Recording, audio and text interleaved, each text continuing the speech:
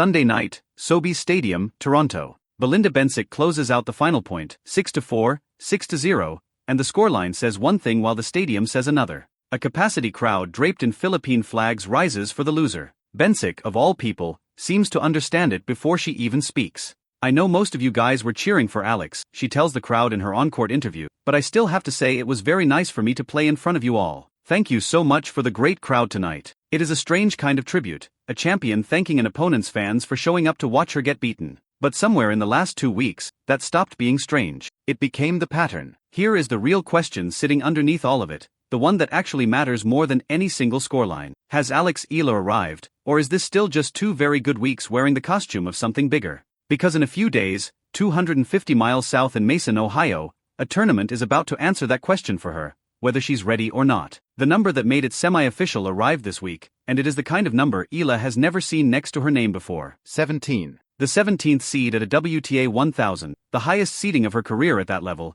in a 96-player field where the top 32 names get to skip the opening round entirely. It sounds like a technicality. It isn't. It means an extra day to breathe, an extra day to study whoever waits for her in round 2, one fewer match standing between her and the player she is actually chasing. Her ranking sits at a career-high number 20 in the world, one spot behind the seed itself, a gap opened up by the late withdrawals of Karolina Muchova, Jasmine Paolini, and Victoria Mboko. Whatever the reason, the outcome is the same. Alex Eala walks into the last major tune-up before the US Open more highly regarded than she has ever been in her career. To understand why a tournament would clear a path for her before she has even checked in, you have to go back to where this run actually started. Washington, D.C., the Mubadala D.C. Open, a final delayed a full day by rain. Eala had dropped the first set to world number 3 Jessica Pegula. She won 12 of the next 13 games. When the last ball landed, she became the first player in Philippine tennis history to win a WTA Tour singles title. It sent her into the top 20 for the first time in her career, and it sent her almost immediately into Toronto,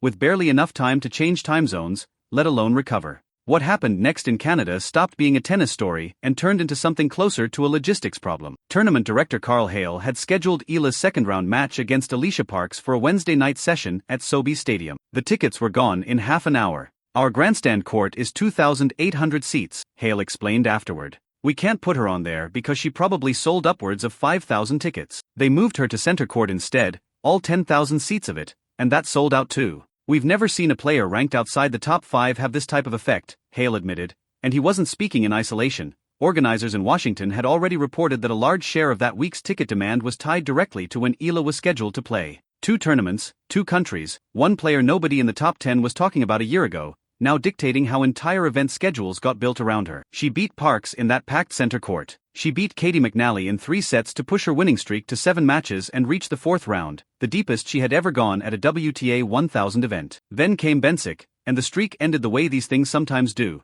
not with a slow fade but a wall. A set of tennis so clean it left almost no room for a way back in. Eala had barely had 2 full days to recover between Washington and Toronto, and by the 4th round, the accumulated weight of nearly 2 weeks of elite competition had caught up with her legs, if not her spirit. Even before that loss, people who actually understand this sport had already started saying things about her that get said about very few 21-year-olds. Andy Roddick, a former world number 1 and U.S. Open champion, had gone on his podcast during her Washington breakthrough and made the case plainly. "She's not scared to play the top players," he said. "There's no doubt." Then he went further, framing her as something closer to a market force than a prospect. "Everyone in tennis should be cheering for her, right? And you could say, like, don't pick favorites, don't cheer for her, sure. I'm cheering for markets. If we could bring hundreds of millions of people because she's playing, well, then I'm going to cheer for that because it's better for tennis." He wasn't just talking about her forehand. He was talking about what happens to a sport when a player from a country of 118 million people, most of whom had never had a reason to watch tennis before,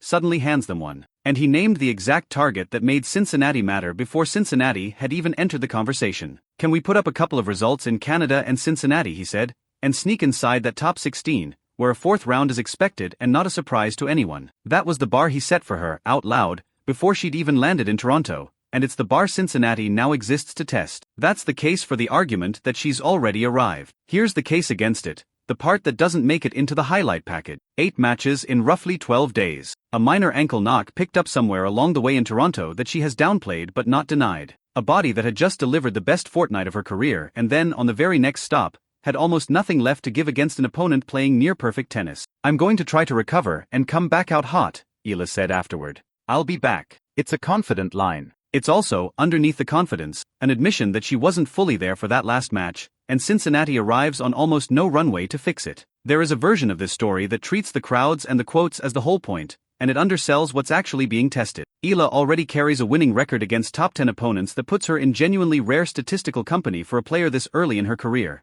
The kind of company that, since 1990, includes names like Martina Navratilova, Steffi Graf, and Monica Seles at a comparable stage. That number exists independently of any crowd noise. It's earned on the scoreboard, not in the stands. But the two things have started to feed each other. The bigger the moment, the more fearless she seems to play, and the more fearless she plays, the bigger the moments get. Toronto organizers added Filipino food to the concession stands that week. Chants of her name landed between points loudly enough that even Bensic had to acknowledge them mid-interview. None of that wins a match. All of it changes the room a match gets played in, and Eala has shown, twice now in 2 different countries, that she doesn't shrink inside that pressure. She's grown into it. And when asked to explain any of it, she does something that tells you as much about her as any scoreline could. She doesn't take the credit. "I am kind of just like a drop in the ocean, you know, when it comes to Filipinos and their pride for their culture and where they come from," she said in Toronto. "I do a lot to kind of represent my country, and I'm very proud of it." But you see, the stadium was full of people who do the same thing. Before she left the court, she switched to Tagalog for the fans directly. "Maraming salamat, mga kababayan. Thank you my countrymen," thanking them for staying up late, for praying, for showing up in Washington and Toronto both. It wasn't built for a highlight reel. It sounded like a promise she intends to keep. That promise now travels to a field as loaded as any she's faced all year. Aryna Sabalenka sits at number 1, followed by Elena Rybakina, Jessica Pegula, Coco Gauff, and Mira Andreeva rounding out the top 5 seed. Iga Swiatek, the defending champion, is seeded 7th. It is the last WTA 1000 event of the season before the US Open begins on August 30th in New York, which makes Cincinnati something closer to a final exam than a routine stop on the calendar. A strong seed doesn't guarantee anything once the draw is released. What it guarantees is a cleaner runway to find out how much she has left. She isn't pretending the exhaustion doesn't exist. Her plans for the gap between tournaments sound almost defiantly ordinary for someone who just became a national phenomenon. A couple of days off. A haircut, long overdue. Her nails, grown out from weeks with no time to deal with them. Time with friends in Cincinnati, just to get her mind off tennis before tennis demands it back. "I'm taking the lessons that I've had from these 2 weeks and hopefully implementing them even more in a better way in Cincinnati and New York," she said before leaving Toronto. It's a quietly ambitious sentence for someone who just lost a set 6-0. It suggests she isn't measuring the last 2 weeks by the Bensic scoreline at all. She's measuring them by everything else that happened around it. It helps to remember what this looks like from the outside, from a country that has waited a long time for a reason to watch tennis at 2 in the morning. The Filipino diaspora in the United States is one of the largest immigrant communities in the country, spread across cities that have very little to do with each other except this one thing they now share. Fans have driven in from across Ohio and neighboring states to get to Cincinnati. Some traveled from Toronto to Washington and now to Ohio in the same fortnight, following one player's schedule the way people once followed a band on tour. That kind of loyalty doesn't build itself around a ranking number. It builds around moments. A rain-delayed final finished the next morning, a stadium switched to accommodate demand nobody predicted, a losing player thanking the crowd anyway. Cincinnati inherits all of that before the draw is even released. So, back to the question, has she arrived? On the evidence, yes, undeniably, and not because a crowd showed up to say so. A maiden WTA Tour title, a 4th-round run at Wimbledon, her best Grand Slam result to date, achieved as the first Filipino player ever seeded at a major. A career-high ranking inside the top 20. A semi-final run last year in Miami, her best result to date at the 1000 level, now sitting alongside a career-best seed at this one. Every line of that resume was written inside the last 13 months, and none of it can be explained away as a fluke built on hometown noise. The noise came after the results, not the other way around. What isn't decided yet is the other half of the question. The part that can't be settled by a ranking chart or a quote from Andy Roddick. Whether a body that's played 8 matches in 12 days and carried an entire nation's expectations through 2 countries in a row has anything left to give against Sabalenka, Rybakina, or Swiatek on a hard court in Ohio. That's not a question this fortnight can answer. Only Cincinnati can. The tournament has cleared the runway. Now it's hers to use. Follow along for the Cincinnati Open draw and Alex Eala's opening match as soon as it's set.